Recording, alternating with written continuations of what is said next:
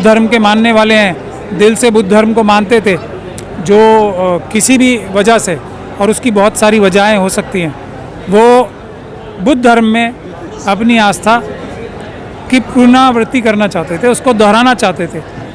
तो इसकी पूरी आज़ादी है, और पता नहीं किसी को क्यों तकलीफ होने वाले हैं अम्बेडकरवादी, एक मनुस्मृति के मानने वाले हैं मनुवादी। जय भीम। मैं सुनील, आप देख रहे हैं बेयार दस्तक। मैं अभी इस वक्त लखनऊ में हूँ और मेरे साथ सुप्रीम कोर्ट के जाने माने वकील महमूद पराचा जी हैं। सर स्वागत है। शुक्रिया सर एक सवाल सर ये रहेगा कि सर 5 अक्टूबर को अशोका विजयदशमी था। उस दिन बहुजन समाज के हजारों लोगों ने, यानी 10,000 लोगों ने राजेंद्र पाल गौतम के अगुवाई में हिंदू धर्म को छोड़कर बौद्ध धर्म ने अपनाया है। इसके बारे में क्या बोलिएगा? ये तो एक सिंबॉलिक था, बहुत ही छोटे स्तर पे एक सिंबॉलिक कार्य था। तो इसके बारे में मुझे क्या कहना होगा? मैं तो एक भारत के संविधान को मानने वाला अम्बेडकरवादी हूँ। तो भारत देश में सभी लोगों को आज़ादी है कि वो किसी धर्म को माने, किसी धर्म का प्रचार करें, या किसी धर्म को ना माने और किसी धर्म का प्रचार ना करें। ये आज़ादी पूरी है।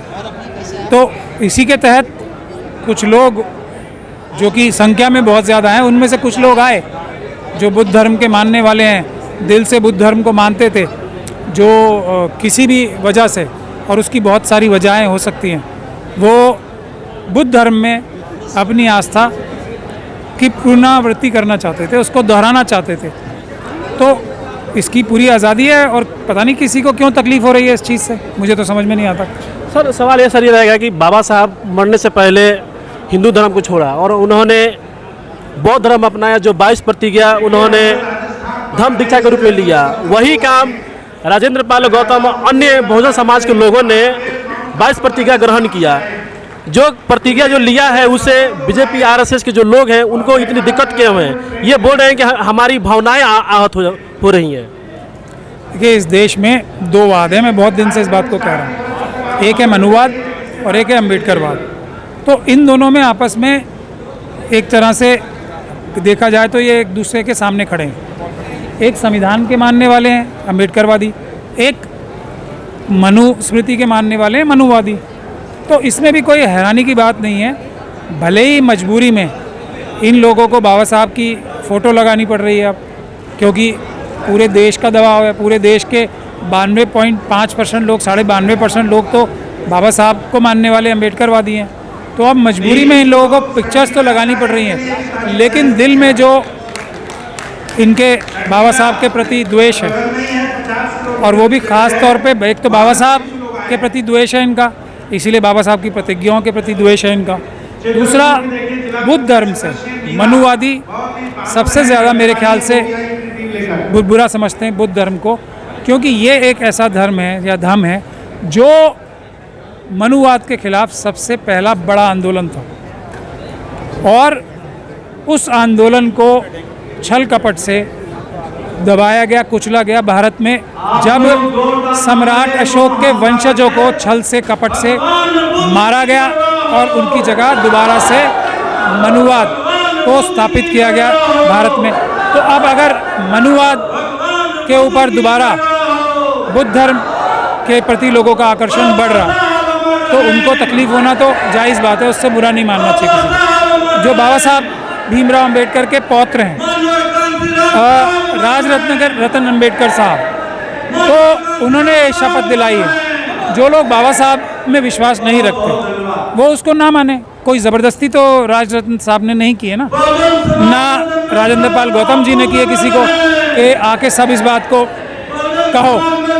जो नहीं मानते वो नहीं मानते, जो बाबा साहब को नहीं मानते वो ना माने, जो बाबा साहब की शपथों को नहीं मानते वो ना माने।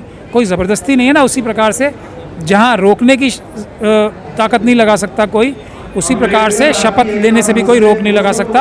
अगर कोई लगाएगा तो वो गैर कानूनी काम होगा और हम उसका कड़े शब्दों में निंदा भी करेंगे और उसका खड़े होकर मुकाबला भी करेंगे। इसीलिए आज मैं यहाँ आया। सर ये जो देश है ये सर जाति प्रधान देश है। सर यहाँ घोड़ी चढ़ने पर सर मार दिया जाता है, मूछ रखने पर मार दिया जाता है, अगर कोई दलित लड़का बुलेट पर चढ़ जाए तो उसको मार दिया जाता है।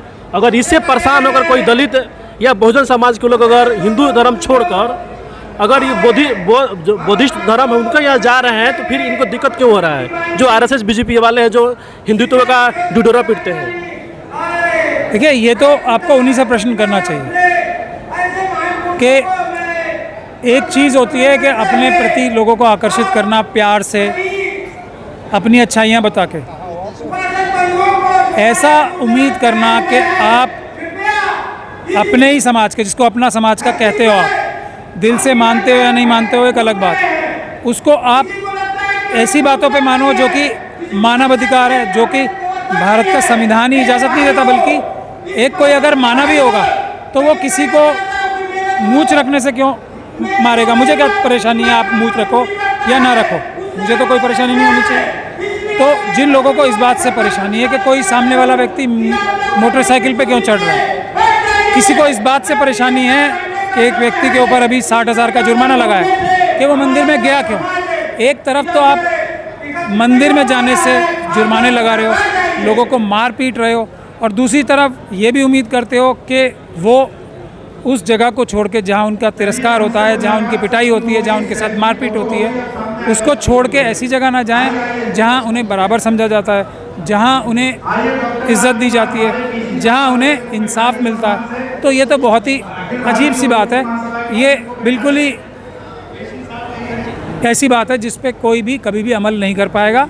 अगर बराबरी होगी तो बराबरी की तरफ हर इंसान जाएगा, अगर इंसाफ होगा तो इंसाफ की तरफ हर इंसान खुद ब खुद चल के खींचा चलेगा। धन्यवाद हमसे बात करने के लिए। ये महमूद पराचा जी थे जो दिल्ली सुप्रीम कोर्ट के जाने माने वकील हैं, जो भीम आर्मी के चीफ चंद्रशेखर आज़ाद जब जेल गए थे तो उन्हीं का बेल कराने वाले यही थे। पूरा इनका नाम दुनिया में फटा है, पूरे इनके लोग जानते हैं। सर धन्यवाद हमें आपसे बात करने के लिए। आप देख रहे थे बिहार दस्तक, मैं सुनील, लखनऊ।